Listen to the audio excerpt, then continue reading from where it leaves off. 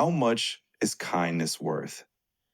Can one person change the course of another person's life? In today's documentary, we explore a true story from Toronto that shows how a small act of compassion grew into a lifelong transformation. The story centers around the Irish actor Colin Farrell and a homeless man nicknamed Stress, later revealed to be David Woods. It began doing film shoots in the early 2000s and culminated in a reunion, but offered not just money, but dignity, hope, and friendship. We'll delve into the details, the context of homelessness in Toronto, and the lasting impact of one man's decision to help. Today, we're diving deep into the events that united Hollywood star Colin Farrell with a man living on the streets of Toronto. This isn't just a feel-good anecdote. It's an examination of what happens when we treat others with dignity. Stay tuned to hear how a contest, a shopping spree, and personal follow-through reshape one life and what we can learn about charity from this unique story. Before we explore the main story, let's situate our protagonist. Colin Farrell was born in Dublin in 1976. After studying acting at Gaiety School, he broke into film with roles in Tigerland, 2000, and Minority Report, 2002. By 2003, he was a rising star known for intense performances and a rebellious image. Off-screen, he battled his own struggles with alcohol and substance abuse, which he later spoke about publicly when he achieved sobriety in 2006. Farrell's career choices range from big-budget action films to indie dramas, reflecting a willingness to explore complex characters. Despite his bad boy reputation, Farrell has long supported charitable causes. He became a spokesperson for the Special Olympics World Games in 2003 and recorded public service announcements for the UN World Food Program. He supported organizations like UNICEF and the Elizabeth Taylor AIDS Foundation, showing an ongoing commitment to social issues. These details matter because they contextualize his later actions not as a publicity stunt, but as part of a pattern of empathy. In 2003, a Toronto radio station, accounts differ on whether it was Mix 99 or another local station, announced a playful contest.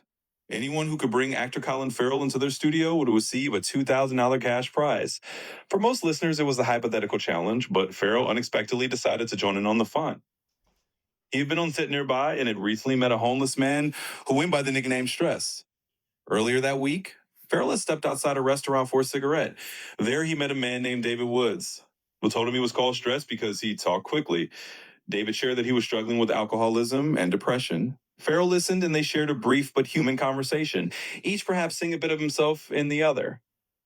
When he later heard the radio contest, Farrell resolved to bring Stress along so the man could claim the prize.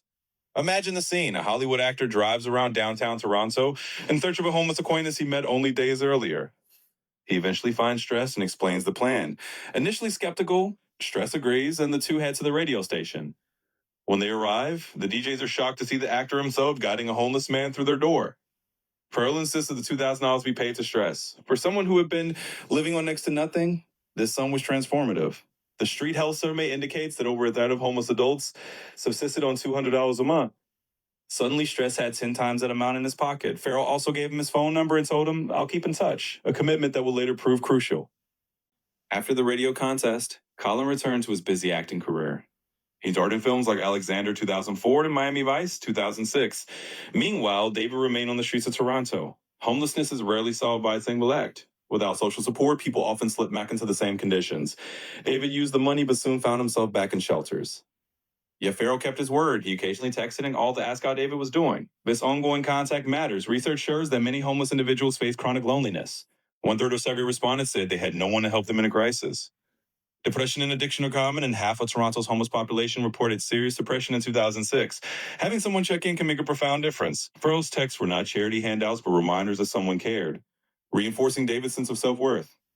During those 4 years, Farrell also confronted his own demons. He entered rehab in 2005 for substance abuse, later speaking openly about sobriety. This personal journey may have deepened his empathy for David's battle with addiction. By 2007, both men were ready for change, though neither could have predicted their paths would cross again. Fast forward to September 2007. The Toronto International Film Festival, or TIFF, is in full swing, and Colin Farrell is back in town to promote Woody Allen's Cassandra's Dream. As fans and paparazzi gather outside his hotel, a familiar figure approaches. It's Stress, David Woods, still living rough but drawn to the festival buzz. Accounts vary on whether David sought out Farrell deliberately or just happened upon him, but what's clear is their reaction. When they recognized each other, they embraced like old friends. Farrell greeted him warmly and invited him to spend the day together. This moment captured the attention of reporters. Many were quick to point out that Farrell, often labeled a Hollywood bad boy, was showing genuine affection for someone most people ignored. Instead of just posing for a photo, he invited David into his car and asked, "Where do you want to go?" Their first stop was Europe Bound Travel Outfitters, an outdoor gear store in downtown Toronto. Toronto manager Dave Mott, get him anything he wants, whatever he needs. Mott later described the scene. It was like they were best buddies. The homeless guy was going around grabbing stuff. Everything was top line. They chose a $500 Arc'teryx coat, a high-quality North Face sleeping bag, boots, socks, and a rolling backpack stuffed with underwear. The total bill came to around $100. Farrell's attitude in the store was telling. He never rushed David or imposed limits. According to Mott, he kept repeating, get him what he wants, get him the best. This wasn't just a token gesture, it was thoughtful provisioning for life on the streets. Waterproof clothes, warm bedding, durable boots. Farrell even picked items himself and joked with the staff, blending into the background rather than drawing attention. After they piled up gear, Farrell did something even more unusual. He gave David a book called The Voice of God by the Persian poet Hafiz, inscribing to David, wishing you continue peace and strength. Gifting literature to a homeless person might seem symbolic, but it showed respect and offers spiritual encouragement. Dave Mott later said he learned that this wasn't a one-off. Farrell often helps people quietly. With bags in hand, they loved the store. Farrell asked Mott where the nearest bank machine was. He withdrew a wad of $20 bills and handed them to David. Reports differ on the exact amount. Some estimate thousands of dollars, but it was enough for a month's rent. Farrell told David to find a room and that he would cover his rent for the rest of the year. He had his assistant arrange to send payments directly to a landlord. In some reports, the total expenditure for the day, including clothing, cash, and rent deposits, was estimated around $10,000, though other sources suggest the cash component was smaller. This step, providing stable housing, was critical. Studies show the lack of affordable housing is a primary reason people remain homeless. People cannot address addiction or find work without a safe place to sleep. By paying rent for a year, Farrell offered David the security needed to rebuild his life. It wasn't a one-day splash, it was a long-term commitment. After their errands, Farrell drove David back to Yorkville, a Toronto neighborhood where he was known. Onlookers recalled David beaming, saying, "I'm all set up. This is my chance to get off the street." He told friends he planned to take a bike trip around Farrell's homeland of Ireland. Farrell, then 31, returned to festival duties, refusing to speak to reporters about the act, with store employees spread the story. News of the shopping spree spread quickly. Tabloids like TMZ and IOL headline stories about the actor spending $10,000 on a homeless man, highlighting the $500 coat and the stack of $20.